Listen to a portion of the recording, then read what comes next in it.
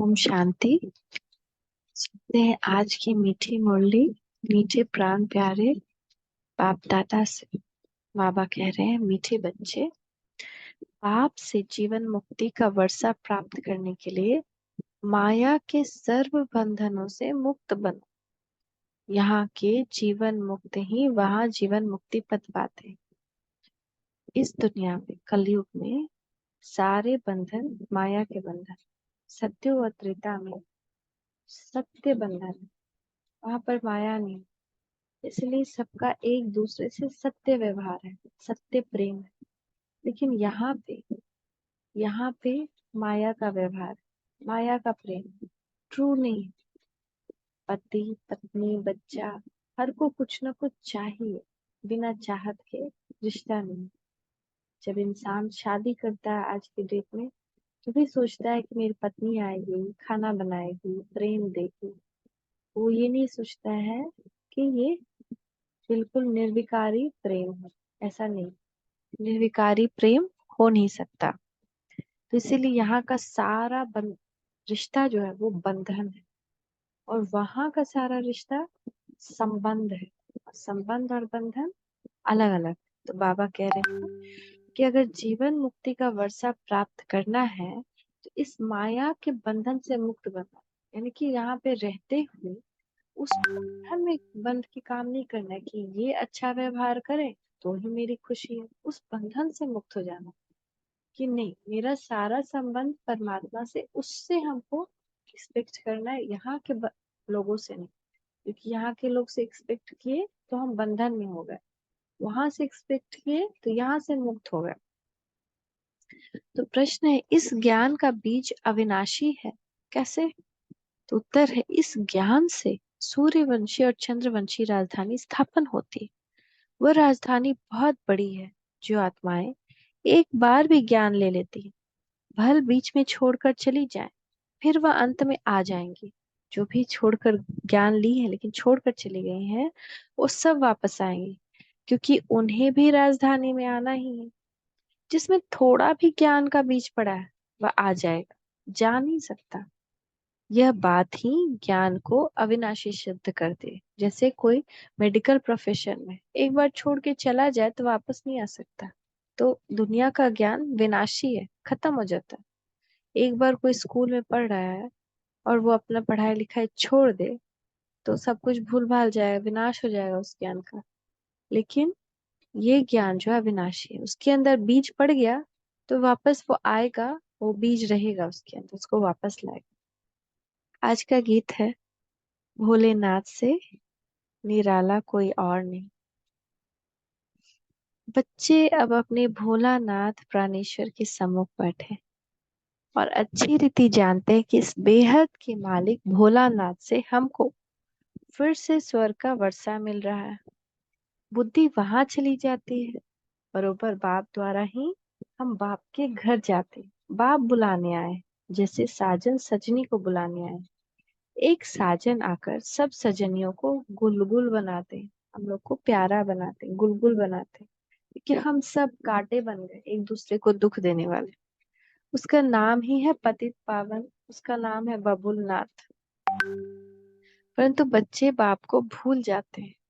यह भूलना भी ड्रामा के अंदर पूरे दिन पुरुषार्थ यही रहे कि बाबा को ना भूले, उठते के साथ बाबा को पकड़ ले।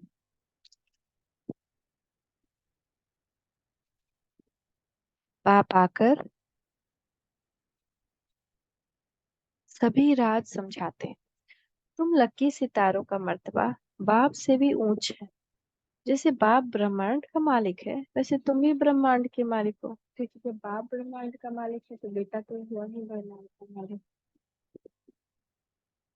तुम भी मुझ बाप के साथ रहने वाले थे, हम भी वहीं के रहने वाले थे। फिर तुम बच्चों को तो पार्ट बजाना होता है, रोल करना होता है। तुम जानते हो हम वैकुंठ नाथ बनने के लिए त्रिलोकी नाथ के पास आए। तो अब हम वैकुंठ नाथ बनने वाले, इसलिए हम त्रिलोकी नाथ के पास आए। पाप कहते हैं, बच्चे तुम भी इस समय त्रिलोकी नाथ हो, तो मैं भी त्रिलोकी नाथ हूँ। फिर सतयुग आता है तो उसके नाथ तुम बनते हो, मैं नहीं बनता। मैं आता ही हूँ तुम्हारी आत्मा को रावण के दुखों से छुड़ाना। हमें किसने दुख दुख दिया है? हमारे अपने कर्मों ने। क्यों? क्योंकि रावण ने हमें पतित बनाया और इस पतित में हमने पतित कर्म किए। रावण से तुम्हें बहुत दुख मिला है। ड्रामा को तो बच्चे समझ गए हैं। इनके 4 युग नहीं बल्कि 5 युग है। ड्रामा में 5 युग है, एक संगम युग है। 4 है बड़े और एक संगम युग, लीप युग है। लीप जैसे लीप ईयर कैसे आता है? 4 साल के बाद एक लीप ईयर आता है, उसमें एक दिन एक्स्ट्रा फरवरी में होता है। इसे 4 युग के बाद एक लीप, ये संगम युग।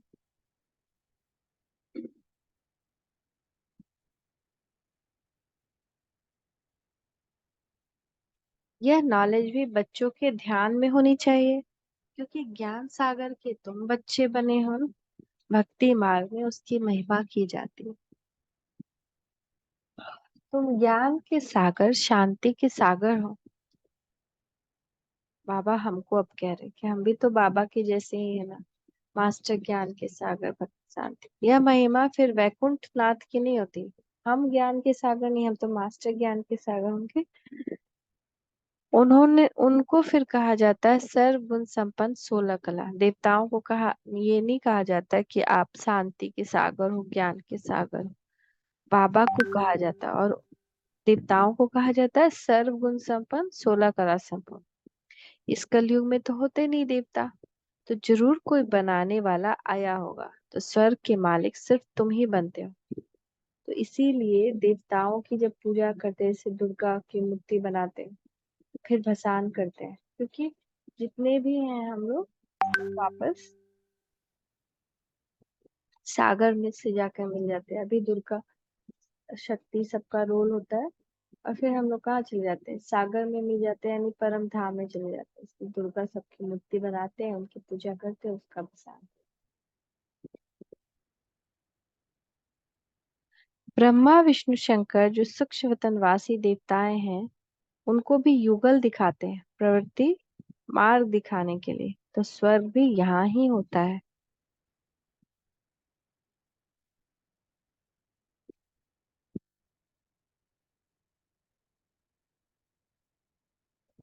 ब्राह्मण वर्ण से तुम देवता वर्ण में आएंगे, फिर क्षत्रिय वर्ण में आएंगे। सियाने बच्चे जो वर्ण होते हैं, वो अच्छी रीति पढ़ाई पर ध्यान देते हैं। हम्म। अज्ञान काल में भी बच्चा होता है तो समझते हैं वारिस आया है। तुम भी मम्मा बाबा कहते हो तो वारिस ठहरे ना। जैसे गांधी को बापूजी कहते हैं, यूं तो भारत में माता पिता बहुतों को कहते हैं, बुजुर्ग को भी पिताजी कहते हैं। सिर्फ कहने मात्र कह देते हैं, ये तो सभी का बापूजी है। प्राणेश्वर अर्थात सभी आत्माओं का ईश्वर है। बाप कहने से वर्षे की खुशी दिल में आती है, वह भासना आती है। तुम बच्चों को भी नंबरवार पुरुषार्थ अनुसार भासना आती है। बरोबर बेहद का बाप आकर राजयोग सिखलाते हैं। ब्रह्मा विष्णु शंकर तो राजयोग सिखला न सके।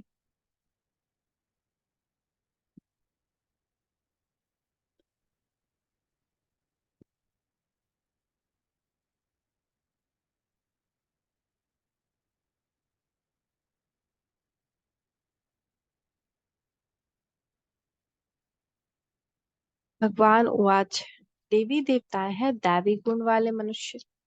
परमेश्वर माना गॉड फादर, भारत में भी कहते हैं परम पिता परमात्मा, सुप्रीम गॉड फादर। तो बुद्धि ऊपर में चली जाती है, क्योंकि जानते फादर ऊपर में रहते हैं। अभी तुम बच्चे समझते हो हम भी वहां के रहने वाले हैं। अभी हम उस प्राणेश्वर के सम्मुख बैठे हैं। बाप सम्मुख याद दिलाते हैं तो निश्चय करते हो बरोबर यह कोई साधु महात्मा नहीं, हम माता पिता के सम्मुख बैठे हैं। क्यों उनके बने हो? माता पिता से भविष्य 21 जन्मों का वर्षा लेने। अगर निश्चय नहीं तो क्यों बैठे हो? कारण चाहिए। बिना पहचान कोई किसी के सम्मुख बैठ न सके। दुनिया में तो एक दो की पहचान होती है, यह सन्यासी है, यह गवर्नर है, यह यहाँ यह बाप है गुप्त। जबकि समझते हैं परम पिता परमात्मा परम धाम का रहने वाला है, फिर उसमें सर्वव्यापी की बात उठती ही नहीं। आत्मा याद करती है, ओ गॉड फादर, खुद ही परमात्मा होते तो फिर पुकारते किसके लिए। बहुत थोड़ी समझने की बात है, परंतु माया ऐसा बना देती है जो समझते ही नहीं। जो बात मुख से कहते हो उस पर फिर विश्वास नहीं करते। माया संशय बुद्धि बना देती है। पुकारते भी हैं ओ गॉड फादर, फिर कह देते हैं हम ही फादर हैं, तब पुकारते क्यों है फादर। फादर अक्षर तो बच्चा ही कहेगा। अच्छा, एक को याद करना है। अभी तुम सम्मुख बैठे हो, जानते हो हम परमपिता परमात्मा के बने, इससे वर्षा लेते हैं। अब तो नहीं भूलेंगे ना। बाप कहते हैं बच्चे, अशरीरी बनो, पवित्र बनो, मैं तुमको लेने आया हूँ। देवताओं के आगे भी गाते भी हैं, मुझ निर्गुण हारे में कोई गुण नहीं।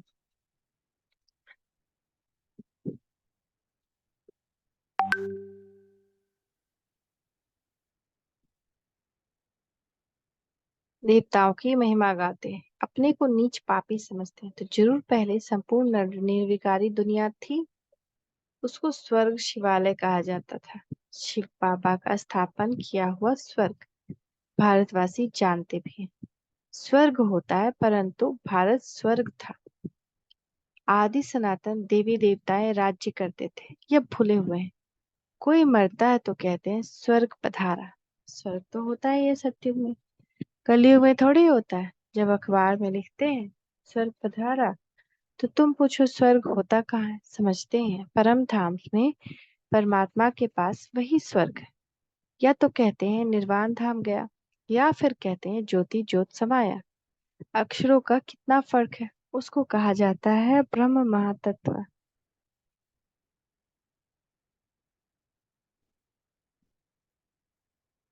यह है आकाश तत्व। इनको महातत्व नहीं कहेंगे। महातत्व वह है ब्रह्म महातत्व।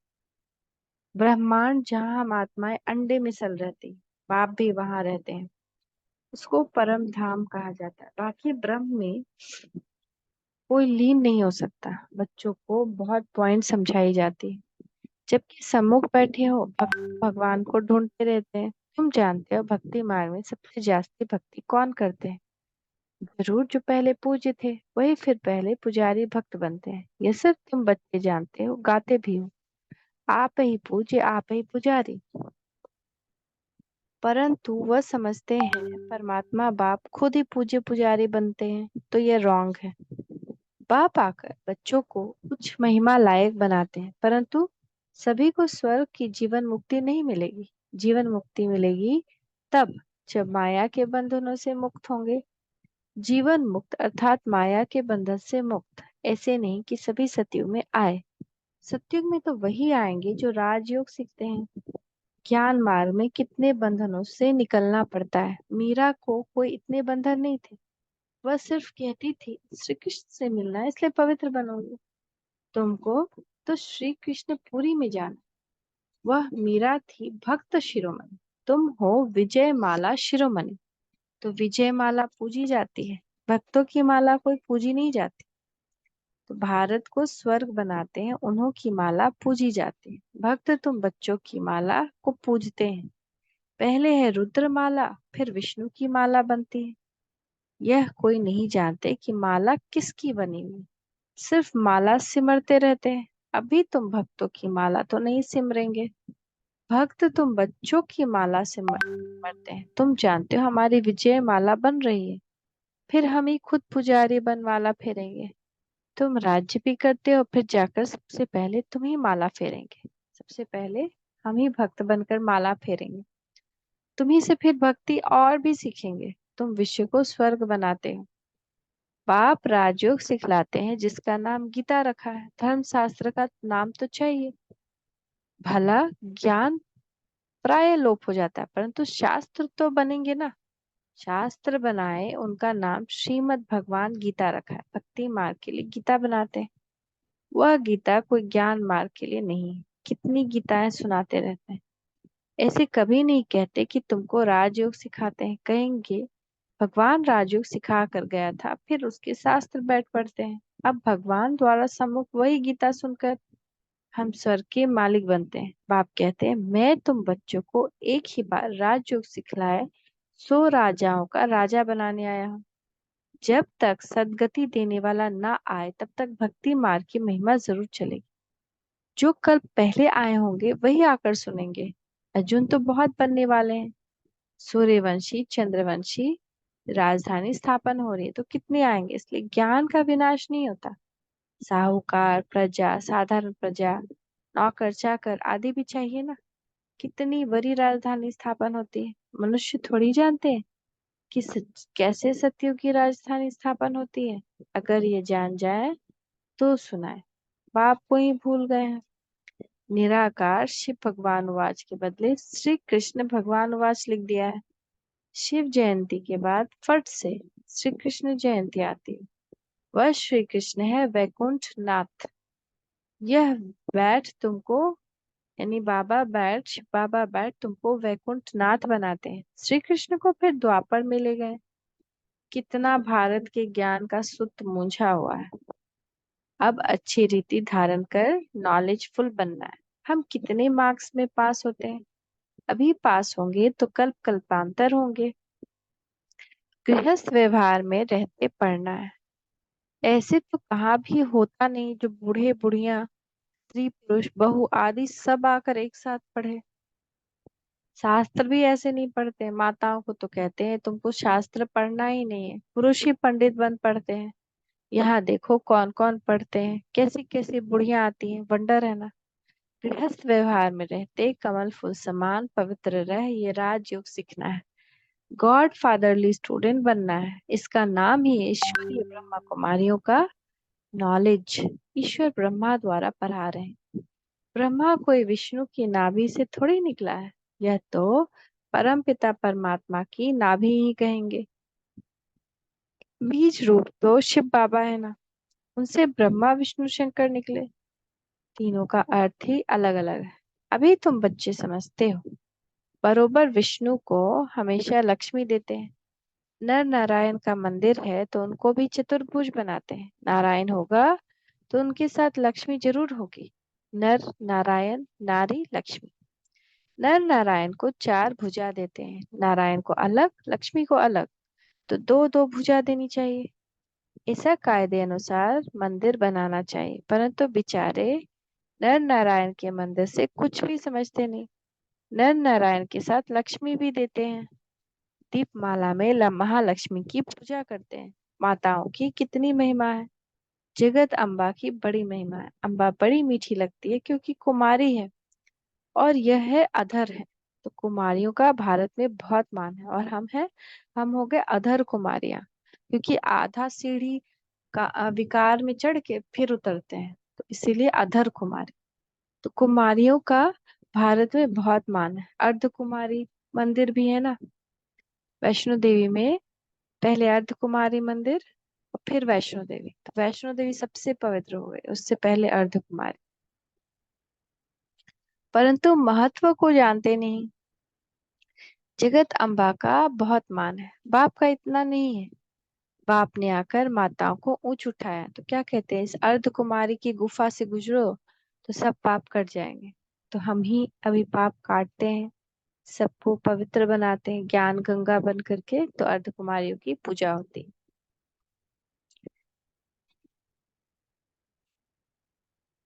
बाप का इतना नहीं, बाप ने आकर माताओं को ऊंचा उठाया, तो बहादुर बनना चाहिए, शेर पर सवारी चाहिए। अत्याचार होंगे, कोई भी हमसे बुरा व्यवहार करेगा, क्योंकि इनका रोल ही ऐसा मिला हुआ है कि इनको ही हमारी शक्ति वापस जगाना है। सहन शक्ति, संकीर्णता की शक्ति, समेटने की शक्ति। अगर ये परीक्षा ना ले तो हमको कैसे पता चले कि मेरी सहन शक्ति कितनी बड़ी है। तो इनको रोल मिला हुआ वैसा। परंतु बाप के बने तो धरत पर ये धर्म न छोड़े। बाप के बन के धरत पर ये, पर धर्म न छोड़िए। पवित्र बनकर ऊंच पद जरूर पाना है। मीरा भी पवित्र बनी थी ना। बाप कुमारियों को कहते हैं, बोलो हम पवित्र बन बैकुंठ का मालिक बनना चाहती हैं। अच्छा, मीठे मीठे सिक्की लदे बच्चों प्रति माता पिता बाप दादा का याद प्यार, गुड मॉर्निंग। रूहानी बाप की रूहानी बच्चों को नमस्ते। रूहानी बच्चों की रूहानी माता पिता बाप दादा को गुड मॉर्निंग और याद प्यार, नमस्ते बाबा नमस्ते, शुक्रिया बाबा शुक्रिया। धारणा के लिए मुख्य सार। आज क्या धारण कर लेना है पूरे दिन में? सच्चा वारिस बनने के लिए सयाना बनना, पढ़ाई की अच्छी रीति धारण कर नॉलेजफुल बनना है, बाप समान महिमा योग्य बनना है, विजय माला में शिरोमणि बनने के लिए माया के बंधनों को काटते जाना है, बहुत बहुत बहादुर बन पवित्र जरूर बनना है। देवी देवताएं अगर कड़वा बोले तो उनकी पूजा ही नहीं हो, तो वो बहुत मधुर है। तो ऐसा ही हमको मधुर बनना है, पवित्र बन। वरदान, इच्छाओं रूपी मृग तृष्णा के पीछे भागने की बजाय, इच्छाओं रूपी मृग तृष्णा के पीछे भागने की बजाय सच्ची कमाई जमा करने वाले इच्छा मात्रम अविद्या भव। कई बच्चे सोचते हैं कि अगर हमारे नाम से लॉटरी निकल जाए तो हम यज्ञ में लगा दें, लेकिन ऐसा पैसा यज्ञ में नहीं लगता। कई बार इच्छा स्वयं की होती है और कहते हैं कि लॉटरी आएगी तो सेवा करेंगे, लेकिन अब के करोड़पति बनना अर्थात सदा के करोड़ गवाना। इच्छाओं के पीछे भागना तो ऐसे है जैसे मृग तृष्णा, इसलिए सच्ची कमाई जमा करो, हद की इच्छाओं से इच्छा मात्रम अविद्या बनो। कि पता है कि इच्छा क्या होती है? कोई इच्छा नहीं, मिल पाना था जो पा लिया। और सच्ची कमाई है सबकी दुआएं। स्लोगन, विघ्न को विघ्न के बजाय खेल समझकर चलो, विघ्न को विघ्न के बजाय खेल समझकर चलो तो खेल में हंसते गाते पास हो जाए। ओम शांति, ओम शांति, ओम शांति।